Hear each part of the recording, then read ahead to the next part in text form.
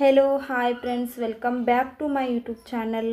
And ಇವತ್ತಿನ ಕ್ಲಾಸಲ್ಲಿ ನಾವು ಬೇಸಿಕ್ ಕ್ವಶನ್ಸ್ಗಳನ್ನ ಸ್ಟಾರ್ಟ್ ಮಾಡ್ತಾ ಇದ್ದೀವಿ. ಹಿಂದಿನ ಕ್ಲಾಸಲ್ಲಿ ಬೇಸಿಕ್ ಆಗಿರೋ ರಿಲೇಷನ್ಶಿಪ್ಸ್ಗಳನ್ನ ತಿಳ್ಕೊಂಡಿದ್ದೀವಿ. Sister in law, daughter in law, mother in law ಇವೆಲ್ಲದ್ರ ಬಗ್ಗೆ ತಿಳ್ಕೊಂಡಿದ್ದೀವಿ. Father, mother, grandmother and 0 generation, 1 generation, -1 generation ಇದೆಲ್ಲವನ್ನೂ ತಿಳ್ಕೊಂಡಿದ್ದೀವಿ. ಇವತ್ತಿನ ಕ್ಲಾಸಲ್ಲಿ ನಾವು ಬೇಸಿಕ್ ಕ್ವಶನ್ಸಿಂದ ಸ್ಟಾರ್ಟ್ ಮಾಡೋಣ ಅಂತ ಅಂದ್ಕೊಂಡಿದ್ದೀನಿ. ಆ್ಯಂಡ್ ಫಸ್ಟ್ ಆಫ್ ಆಲ್ ಇಲ್ಲಿ ಏನು ಮಾಡಬೇಕಪ್ಪ ಅಂತಂದರೆ, ನಾನು ನಿನ್ನೆದು ಸ್ವಲ್ಪ ರಿವೈಸ್ ಮಾಡ್ತೀನಿ. ಜೆಂಡರು ಫೀಮೇಲ್ಗೆ ನಾವು ಸರ್ಕಲ್ ಹಾಕ್ತೀವಿ ಆ್ಯಂಡ್ ಮೇಲ್ಗೆ ಬಾಕ್ಸ್ ಹಾಕ್ತೀವಿ ಅಂತ ಗೊತ್ತು. ಅದಾದ ನಂತರ ಹಸ್ಬೆಂಡ್ ಆ್ಯಂಡ್ ವೈಫ್ ರಿಲೇಷನ್ಶಿಪ್ಸನ್ನು ನಾವು ಯಾವ ಥರ ಮೆನ್ಷನ್ ಮಾಡ್ತೀವಿ ಅಂತಂದರೆ ಈ ಥರ. ಓಕೆ, ಈ ಥರ ನಾವು ಈ ಸಿಂಬಲ್ ಮೂಲಕ ಇದು ಮಾಡ್ತೀವಿ, ಕನ್ವಿನ್ಸ್ ಮಾಡ್ತೀವಿ. ನಮಗೆ ಅಂಡರ್ಸ್ಟ್ಯಾಂಡಿಂಗೋಸ್ಕರ ಅಷ್ಟೇ. ಇದು ಯಾವುದೇ ರೀತಿಯಾಗಿರ್ತಕ್ಕಂಥ ಯಾವುದೇ ಇದು ಇಲ್ಲ, ರೂಲ್ಸ್ ಇಲ್ಲ ಇದೆ ಅಂತ. ಅದಾದ ನಂತರ ನಾವು ನಿನ್ನೆ ನೋಡಿದ್ವಿ ಬ್ರದರ್, ಸಿಸ್ಟರ್ ಇದೆಲ್ಲನೂ 0 ಜನ್ರೇಷನ್, ವೈಫ್ ಎಲ್ಲ ಓಕೆ 0 ಜನ್ರೇಷನ್.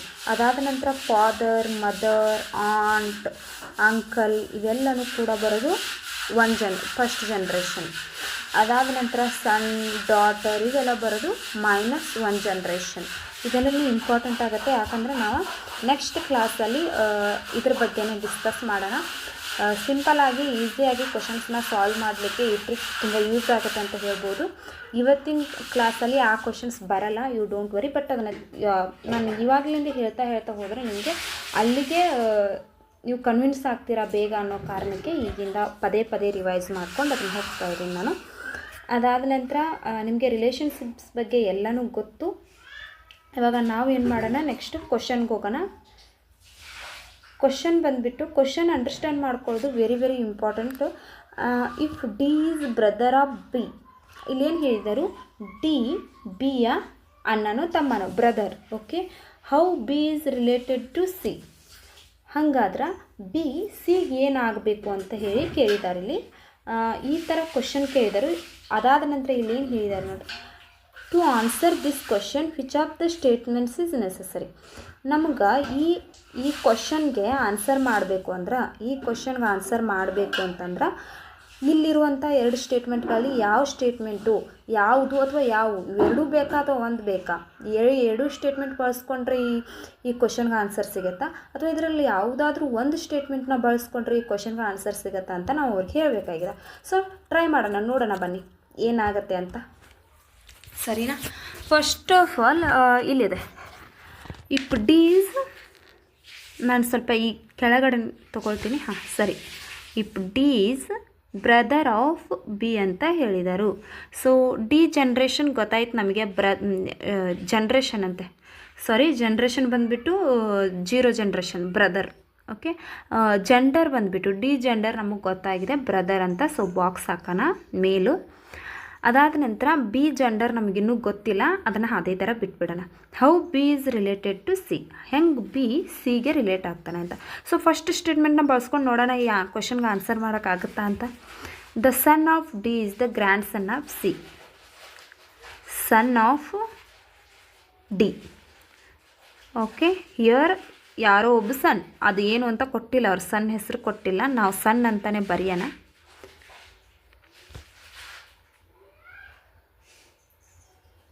ಸನ್.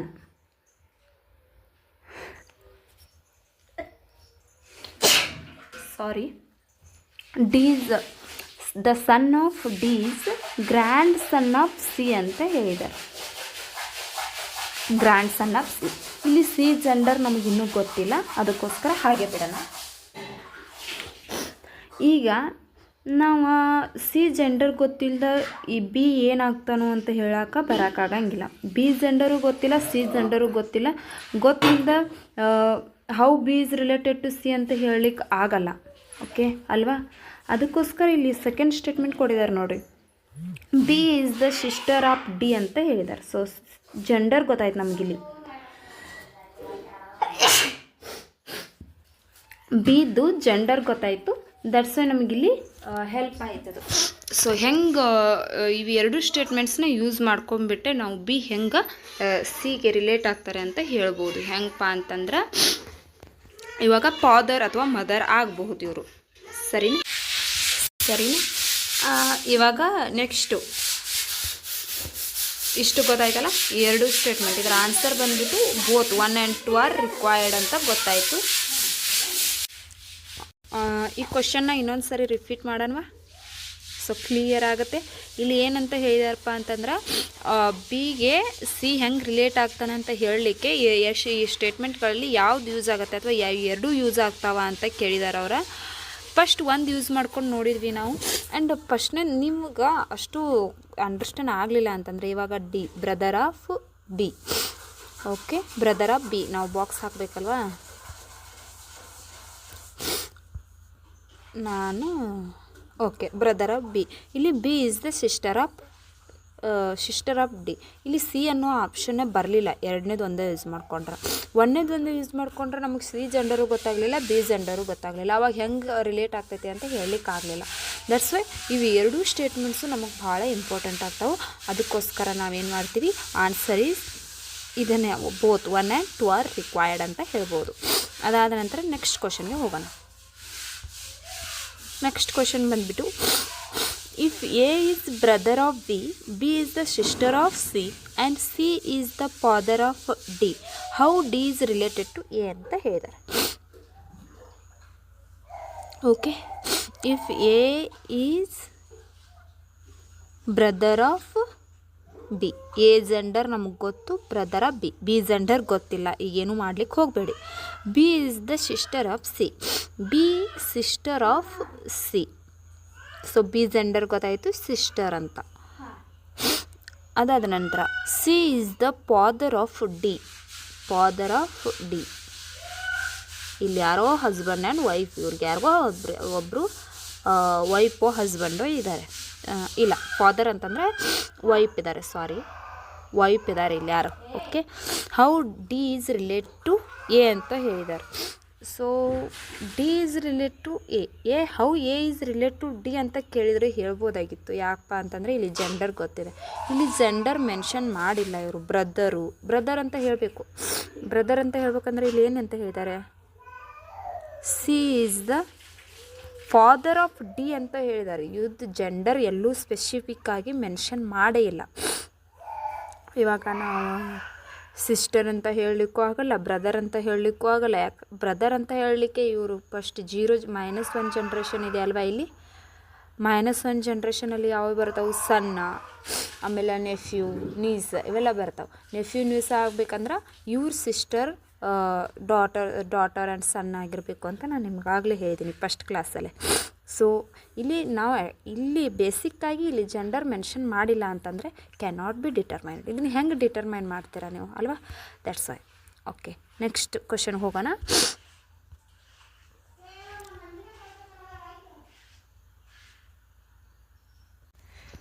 ಸೊ ನೆಕ್ಸ್ಟ್ ಕ್ವಶನ್ಗೆ ಬರೋಣ. ನೆಕ್ಸ್ಟ್ ಕ್ವಶನ್ ಬಂದುಬಿಟ್ಟು, Veena who is the sister in law of Ashok is the daughter in law of Kalyani. Okay, Veena who is the sister in law of Ashok is the daughter in law of Kalyani. Dheeraj is the father of Sudeep who is the only brother of Ashok, how Kalyani is relate to Ashok ಅಂತ ಹೇಳಿದ್ದಾರೆ. So ಇಲ್ಲಿ ನೋಡೋಣ.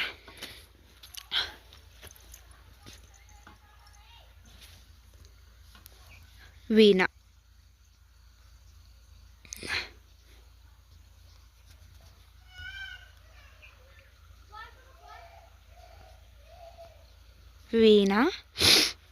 Gender ಯಾವುದು, female. So box ಹಾಕ್ತಾ ಇಲ್ಲ, round ಹಾಕ್ತಾ ಇದ್ದೀವಿ. ಅದಾದ ನಂತರ ನಾನು ಕರೆಕ್ಟಾಗಿರೋ ರೌಂಡನ್ನ ಹಾಕ್ತೀನಿ. ಓಕೆ, ವೀಣಾ. ಅದಾದ ನಂತರ Veena who is sister in law of Ashok. Sister in law ಆಗಬೇಕಂದ್ರೆ ಇಲ್ಲಿ ಹಸ್ಬೆಂಡ್ ಇದ್ದಾರೆ, ಇವ್ರಿಗೆ ಯಾರೋ ಒಬ್ಬರು. ಓಕೆ, ಇವ್ರ ಹಸ್ಬೆಂಡ್ಗೆ ಒಬ್ಬರು ಬ್ರದರ್ ಇದ್ದಾರೆ. ಓಕೆ, ಅವರು ಇವ್ರಿಗೆ ಅವರು ಯಾರಪ್ಪ ಅಂತಂದರೆ ಇವರು ಅಶೋಕ್. ಸೊ ನಾನು ಎಕ್ಸ್ಪ್ಲೇನ್ ಮಾಡ್ತೀನಿ, ಇದನ್ನೆಲ್ಲ ನಾನು ಇರೇಸ್ ಮಾಡ್ತೀನಿ. ವೀಣಾ ಅನ್ನೋದನ್ನು ನಾನು ಲಾಂಗಾಗಿ ಬರೆಯಲ್ಲ, ಸ್ವಲ್ಪ ಶಾರ್ಟಾಗಿ ಬರಿತೀನಿ. ವೀಣಾ ಅಂತ ವಿ ಅಂತ ಬರೆದ್ರೆ ನಿಮ್ಗೆ ಅರ್ಥ ಆಗುತ್ತೆ ಅಂದ್ಕೊಳ್ತೀನಿ. Veena C has husband. Okay, ಈ ಹಸ್ಬೆಂಡ್ಗೆ ಒಬ್ಬರು ಬ್ರದರ್ ಇದ್ದಾರೆ.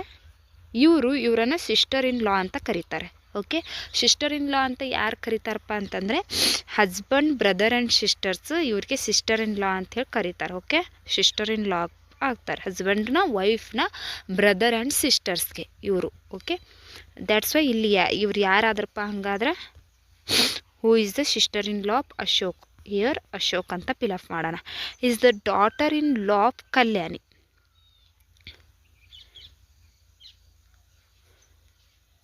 Daughter in law of Kalyani. So ಈ ವೀಣಾ ಅನ್ನೋರು ಕಲ್ಯಾಣಿಯ daughter in law. Daughter in law means husband mother ಇರ್ತಾರೆ. Okay, husband mother.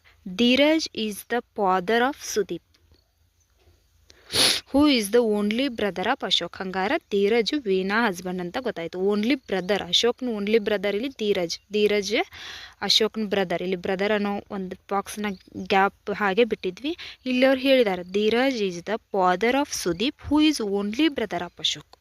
ಓನ್ಲಿ ಅಶೋಕ್ನ only brother and Sudeep is the son of Veena and Dheeraj. Okay, are you got it? How Kalyani is relate to Ashok ಅಂತೇಳಿ ಹೇಳಿದರು. So mother in ಲಾ ಅಂತಂದರೆ husband ಅಲ್ಲ, Veena father mother ಇತ್ತಂದರೆ ಅಶೋಕ್ಗೆ mother in law ಆಗ್ತಿದ್ರು. So this is wrong. And aunt ಆಗಬೇಕು ಅಂತಂದರೆ ಏನಾಗಬೇಕು? ಮದರ್ ಅಥವಾ ಫಾದರ್ನ ಸಿಸ್ಟರ್. ಓಕೆ, ಮದರ್ ಅಥವಾ ಫಾದರ್, ಅದು ಮದರ್ ಸಿಸ್ಟರ್ ಆಗಿರ್ಬೋದು ಅಥವಾ ಫಾದರ್ ಸಿಸ್ಟರ್ ಯಾರಾದರೂ ಆಗಿದ್ದರೂ ಆಂಟ್ ಅಂತ ಆಗ್ಬೋದಾಗಿತ್ತು, ಬಟ್ ಇಲ್ಲಿ ಅಲ್ಲ. Okay, C is the mother of Dheeraj. Okay, and wife no, and none of these, this is the right answer. Okay, go to the next question. ಇದನ್ನು ನಾನು ಇನ್ನೊಂದು ಸರಿ ಹೇಳ್ತೀನಿ, ನಿಮಗೆ ಕನ್ಫ್ಯೂಸ್ ಆಗಬಾರ್ದು ಅಂತ. ಸೊ ಅಗೇನ್ ಎಕ್ಸ್ಪ್ಲೇನ್ ಮಾಡ್ತೀನಿ. ಯಾರಿಗೆ ಅರ್ಥ ಆಗಿದೆಯೋ ಅವ್ರು ಸ್ಕಿಪ್ ಮಾಡಿ ಮುಂದೆ ಹೋಗಿ, ಅರ್ಥ ಆಗದೆ ಇರೋರು ಮತ್ತೊಂದು ಸಾರಿ ನೋಡಿ. Here Veena. Okay, gender female ಆಗಿರೋದ್ರಿಂದ ಸರ್ಕಲ್ ಹಾಕ್ತಾ ಇದ್ದೀವಿ. Who is the sister in law of Ashok. Sister in law ಆಗಬೇಕಂದ್ರೆ ಹಸ್ಬೆಂಡ್ ಬ್ರದರ್ ಅಥವಾ ಸಿಸ್ಟರ್ ಇರಬೇಕು. ಇಲ್ಲಿ ಅಶೋಕ್ ಅಂತ ಹೇಳಿರೋದ್ರಿಂದ ಇದು ಬಂದುಬಿಟ್ಟು male generation, that's why Ashok ನಾವು ಬಾಕ್ಸ್ ಹಾಕ್ತಾಯಿದ್ದೀವಿ. Is the daughter in law of Kalyani. ಇವಳು ವೀಣಾ ಇವನಿಗೆ ಅಶೋಕ್ಗೆ ಸಿಸ್ಟರ್ ಇನ್ ಲಾ ಆಗ್ತಾಳೆ ಆ್ಯಂಡ್ ಕಲ್ಯಾಣಿಗೆ ಡಾಟರ್ ಇನ್ ಲಾ ಆಗ್ತಾಳೆ ಅಂತ ಹೇಳಿದ್ದಾರೆ. ಕಲ್ಯಾಣಿಗೆ ಡಾಟರ್ ಇನ್ ಲಾ ಆಗಬೇಕಂದ್ರೆ ಹಸ್ಬೆಂಡ್ ಮದರ್ ಆಗಿರ್ತಾಳೆ ಇವಳು ಕಲ್ಯಾಣಿ ಅಲ್ವಾ? So Kalyani. Dheeraj is the father of Sudeep who is the only brother of Ashok. ಇಲ್ಲಿ ನಾವು ಬ್ರದರ್, ಅಶೋಕ್ನ ಓನ್ಲಿ ಬ್ರದರ್ ಯಾರಿದ್ದಾರೆ? ಧೀರಜ್. ಓಕೆ, ಓನ್ಲಿ ಬ್ರದರ್ ಅಂದ ತಕ್ಷಣ ಇಲ್ಲಿ ಇನ್ನೊಬ್ರು ಯಾರೋ ಬ್ರದರ್ ಇದ್ದಾರೆ, ಇಲ್ಲಿಲ್ಲ ಅಂತ, ಇಲ್ಲಿ ಬೇರೆಯವರು ಇದ್ದಾರೆ ಅಂತ ಆಗ್ಬೋದಿತ್ತು ಬ್ರದರ್ ಅಂತ ಹೇಳಿದರೆ. ಇಲ್ಲಿ ಅವರು ಎಕ್ಸ್ಪ್ಲಿಸಿಟ್ಲಿ ಹೇಳಿದ್ದಾರೆ ಓನ್ಲಿ ಅಂತ. ಸೊ ಓನ್ಲಿ ಅಂತ ಹೇಳಿರೋದ್ರಿಂದ ಈ ಬಾಕ್ಸಲ್ಲಿರೋದು ಧೀರಜ್ ಅಂತ 100% ಗೊತ್ತಾಯ್ತು ನಮಗೆ. ಅದಾದ ನಂತರ ಫಾದರ್ ಆಫ್ ಸುದೀಪ್. ಧೀರಜ್ ಯಾರು? ಸುದೀಪ್ ಫಾದರ್. ಸೊ ಬಾಕ್ಸ್ ಹಾಕ್ತಾ ಇದ್ದೀವಿ. How Kalyani is relate to Ashok ಅಂತ ಹೇಳಿದ್ದಾರೆ. ಸೊ ಧೀರಜ್ ಮತ್ತು ಅಶೋಕ್ನ ತಾಯಿಯವರು. ಇಲ್ಲಿ ಮದರ್ ಅನ್ನೋ ಆಪ್ಷನ್ ಇಲ್ಲದೆ ಇರೋದ್ರಿಂದ ನನ್ ಆಫ್ ದಿಸ್ ಅಂತ ಹೇಳ್ಬೋದು.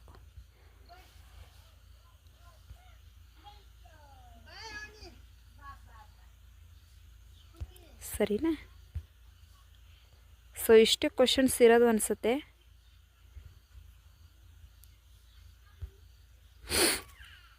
ಸರಿನಾ? ಸೊ ಇಲ್ಲ, ಇಲ್ಲಿ ಕ್ವಶನ್. ಸೊ ಇಲ್ಲಿ ಕ್ವಶನ್ ಇದೆ ನೋಡಿ, ಲಾಸ್ಟ್ ಕ್ವಶನ್ ಇದು. A and B are children of D and who is the father of A. To answer this question which of the statement necessary ಅಂತ ಕೇಳಿದ್ದಾರೆ. ಎರಡೂ ಸ್ಟೇಟ್ಮೆಂಟ್ಸ್ಗಳಲ್ಲಿ ನೋಡೋಣ ಯಾವ ಸ್ಟೇಟ್ಮೆಂಟ್ ಯೂಸ್ ಆಗ್ಬೋದು ಅಂತ. A and B are children of D ಅಂತ ಹೇಳಿದ್ದಾರೆ. Okay, children of D ಅಂತ ಹೇಳಿದರು. So C is the first statement ನೋಡೋಣ. C is the brother of A. Okay, and the son of E ಅಂತ ಹೇಳಿದ್ದಾರೆ. So ಇಲ್ಲಿ ಹಸ್ಬೆಂಡ್ ಆ್ಯಂಡ್ ವೈಫ್ ರಿಲೇಷನ್ಶಿಪ್ ಇದೆ. Okay, ಇಲ್ಲಿ ಇವರಿಬ್ರದ್ದು ಜೆಂಡರ್ ಹೇಳಿಲ್ಲ ನಮಗಿಲ್ಲಿ. Who is the father of A ಅಂತ ಹೇಳ್ಬೇಕಾದ್ರೆ ಇವರಿಬ್ರು ಜೆಂಡರ್ ಹೇಳಬೇಕಲ್ವ. ಹೇಳಿದಾಗಲೇ ನಮಗೆ ಇವ್ರು ಯಾವ ಜೆಂಡರು, ಸೊ ಇವ್ರದ್ದು ಜೆಂಡರ್ ಗೊತ್ತಾದಾಗಲೇ ಅವ್ರು ಯಾರು ಫಾದರು ಮದರು ಅಂತ ನಾವು ಡಿಟರ್ಮೈನ್ ಮಾಡಲಿಕ್ಕಾಗೋದು. ಇಲ್ಲಿ ಜೆಂಡರ್ ಹೇಳಿಲ್ಲ ಇವ್ರದ್ದಿಬ್ರದ್ದು. ಸೊ ಫಸ್ಟ್ ಸ್ಟೇಟ್ಮೆಂಟ್ನ ಯೂಸ್ ಮಾಡ್ಕೊಂಡು ನಾವು ಮಾಡಲಿಕ್ಕೆ ಆಗಲ್ಲ. ಇನ್ನು ಸೆಕೆಂಡ್ ಸ್ಟೇಟ್ಮೆಂಟ್ ಒಂದನ್ನೇ ಯೂಸ್ ಮಾಡ್ಕೊಂಡು ನೋಡೋಣ, ಬರುತ್ತಾ ಅಂತ ನೋಡಿಬಿಟ್ಟು ಡಿಸೈಡ್ ಮಾಡೋಣ. ಇಲ್ಲ ಎರಡನ್ನೂ ಯೂಸ್ ಮಾಡಿಕೊಂಡು ನೋಡೋಣ ಒಂದು ಸಾರಿ, ಸರಿನಾ? ಸೊ ಇವಾಗ second statement. First statement use ಮಾಡಿದಾಗ ನಮಗೆ ಗೊತ್ತಾಯ್ತಾ? ಇಲ್ಲ. ಸೆಕೆಂಡ್ ಒಂದನ್ನು ಯೂಸ್ ಮಾಡಿ ನೋಡೋಣ. Okay, F is the mother of B. F is the mother of B. ಇಲ್ಲಿ ಡಿ ಅನ್ನೋದು ಡಿ ಚಿಲ್ಡ್ರನ್ ಇವರಿಬ್ಬರು ಅಂತ ಗೊತ್ತಾಗಿದೆ ನಮಗೆ. ಸೊ ಎಫ್ ಮದರ್, ಡಿ ಬಿಯ ಮದರ್ ಎಫ್ ಅಂತ ಗೊತ್ತಾಯಿತು. ಸೊ ಇವಾಗ ಇವರೇ ಡೆಫಿನೆಟಾಗಿ ಫಾದರ್ ಅಂತ ಗೊತ್ತಾಯಿತು. ಸೊ ಎ ಫಾದರ್ ಬಂದುಬಿಟ್ಟು ಡಿ ಅಂತ ನಮಗೆ ಗೊತ್ತಾಗುತ್ತೆ. ಸೊ ಓನ್ಲಿ 2 ಅಂತ ಹೇಳ್ಬೋದು. ಸೊ ನಾವು ಈಗ ಎರಡೂ ಸ್ಟೇಟ್ಮೆಂಟ್ಸ್ನ ಯೂಸ್ ಮಾಡ್ಕೊಂಡು ಮಾಡಿದ್ರೆ, first statement C is the brother of A and sun of E ಅಂತ ಹೇಳಿದ್ದಾರೆ. ಸೊ ಇ ಅಂತ ಸನ್ ಅಂತ ಹೇಳಿದ್ರೆ ಇಲ್ಲಿ ಎಲ್ಲನೂ ಸ್ಟೇಟ್ಮೆಂಟು ರಾಂಗ್ ಆಗ್ತಾ ಹೋಗುತ್ತೆ. ಬಿಕಾಸ್ ಎಫ್ ಮದರ್ ಆ್ಯಂಡ್ ಇಲ್ಲಿ ಮತ್ತೆ ಮದರ್, ಎ ಮದರ್ ಮತ್ತು ಇಲ್ಲಿ ಇ ಅಂತ ಹೇಳ್ತಾ ಇದ್ದಾರೆ. ದಟ್ಸ್ ವೈ ಸೊ ಇದು ರಾಂಗ್ ಆಗುತ್ತೆ. ಈ ಮದರ್ ಆಗಲ್ಲ ಇವರು. ಓಕೆ, ಸೊ ದ್ಯಾಟ್ಸ್ ವೈ ಇದು ಕರೆಕ್ಟ್ ಆಗುತ್ತೆ. So only 2. Okay, then next, thank you for watching my video. Okay, sorry, thank you ಏನೋ ಆಯಿತು. Okay, thank you for watching my video. ನಿಮಗೆ ಹೆಲ್ಪ್ಫುಲ್ ಆಗಿದೆ ಅಂತ ಅಂದ್ಕೊಳ್ತೀನಿ. ಬಿಕಾಸ್ ಇವತ್ತು ನಾವು 4 ಕ್ವಶನ್ಸ್ನ ಬಿಡಿಸಿದ್ದೀವಿ. ಬೇಸಿಕ್ಕಾಗಿ ನಾವು ಭಾಳಷ್ಟು ಕ್ವಶನ್ಸ್ನ ಬಿಡಿಸಬಾರ್ದು, ಸ್ಟ್ರೆಸ್ ಆಗೋದು ಬೇಡ ಅಂತ 4 ಕ್ವಶನ್ಸ್ನ ಬಿಡಿಸಿರೋದು. ನೆಕ್ಸ್ಟ್ ಕ್ಲಾಸಸ್ಗಳಲ್ಲಿ, ನೆಕ್ಸ್ಟ್ ವೀಡಿಯೋಸ್ಗಳಲ್ಲಿ ನಾನು ಇನ್ನೊಂದಿಷ್ಟು ಹೆಚ್ಚಿನ ಕ್ವಶನ್ಸ್ಗಳ ಜೊತೆಗೆ ಬರ್ತೀನಿ. ಆ್ಯಂಡ್ ನೀವೇನು ಮಾಡಬೇಕಂದ್ರೆ ಈ ಕ್ವಶನ್ಸ್ಗಳ ಮೇಲೆ, ನಾನು ಇವತ್ತು ಏನು ಬಿಡಿಸಿದ್ದೀನೋ ಈ ಕ್ವಶನ್ಸ್ಗಳ ಮೇಲೆ ನೀವು 100 ಕ್ವಶನ್ಸ್ಗಳನ್ನ ಪ್ರಾಕ್ಟೀಸ್ ಮಾಡಿದ್ರೆ ಖಂಡಿತವಾಗಿಯೂ ಇದು ಕನ್ಫ್ಯೂಸ್ ಆಗೋಲ್ಲ. ಆ್ಯಂಡ್ ನೀವು ಎಕ್ಸಾಮ್ಸ್ಗೆ ಹೋಗಬೇಕಾದ್ರೆ ಪ್ರಾಕ್ಟೀಸ್ ಮಾಡ್ಕೊಂಡು ಹೋಗಬೇಕು. ಪ್ರೀವಿಯಸ್ ಡೇ ಅಂತ ಏನು ನೆಸೆಸಿಟಿ ಇರಲ್ಲ. ಸೊ ಓಕೆ, ನೀವು ಆರಾಮಾಗಿ ಹೋಗ್ಬೋದು. ಆ್ಯಂಡ್ ಯಾವುದೇ ಕನ್ಫ್ಯೂಸ್ ಆಗೋಲ್ಲ ನಿಮಗೆ. ಎಕ್ಸಾಮ್ ಹಾಲಲ್ಲೂ ಕೂಡ ತುಂಬ ಈಸಿಯಾಗಿ ಬೇಗ ಬಿಡಿಸ್ಬೋದು. ಆ್ಯಂಡ್ ಕೆಲವೊಬ್ಬರು ಸ್ಟಾರ್ಟಿಂಗಿಂದನೇ ಶಾರ್ಟ್ಕಟ್ನ ಹುಡುಕ್ತಾ ಇರ್ತಾರೆ. ಶಾರ್ಟ್ಕಟ್ನ ಹುಡುಕಬೇಡಿ. ನಿಮಗೆ ಹೋಗ್ತಾ ನೀವು ಪ್ರಾಕ್ಟೀಸ್ ಮಾಡ್ತಾ ಶಾರ್ಟ್ಕಟ್ ತಾನಾಗೇ ಬರುತ್ತೆ. ಆ್ಯಂಡ್ ನೀವು ಮೊದಲಿಗೆ ಶಾರ್ಟ್ಕಟ್ ಹೋಗಿಬಿಟ್ರಿ ಅಂದರೆ ನೀವು ಟಫ್ ಲೆವೆಲ್ ಎಕ್ಸಾಮ್ಸ್ಗಳನ್ನ 100% ಅಟೆಂಡ್ ಮಾಡ್ಲಿಕ್ಕೆ ಆಗೋದೇ ಇಲ್ಲ. ಎಲ್ಲೋ ಈಸಿಯಾಗಿ ಬಂದಿರೋ ಕ್ವಶನ್ಸ್ಗಳನ್ನ ಮಾತ್ರ ನಾವು ಈಸಿಯಾಗಿ ಬಂದಿರೋ ಕ್ವಶನ್ಸ್ಗಳನ್ನ ಮಾತ್ರ ನಾವು ಈ ಶಾರ್ಟ್ಕಟ್ ಮೆಥಡ್ ಮೂಲಕ ಬಿಡಿಸ್ಬೋದು. ಹೊರತಾಗಿ ಮಾಡ್ರೇಟ್ ಆ್ಯಂಡ್ ಟಫ್ ಲೆವೆಲ್ ಕ್ವಶನ್ಸ್ಗಳನ್ನ 100% ನಾವು ಶಾರ್ಟ್ಕಟ್ ಮೂಲಕ ಬಿಡಿಸ್ಲಿಕ್ಕೆ ಆಗಲ್ಲ.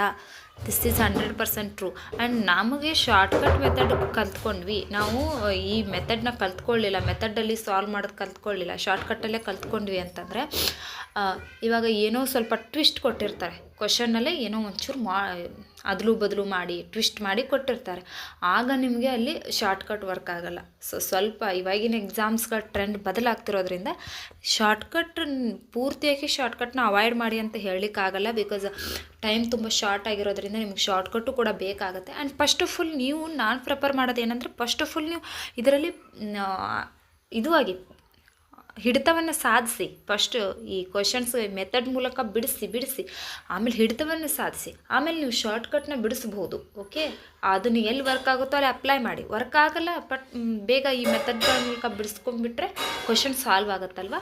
ಸೊ ಅದು ಇಷ್ಟು ಟ್ರೈ ಮಾಡಿ. And all the best for your examinations. Thank you. Bye.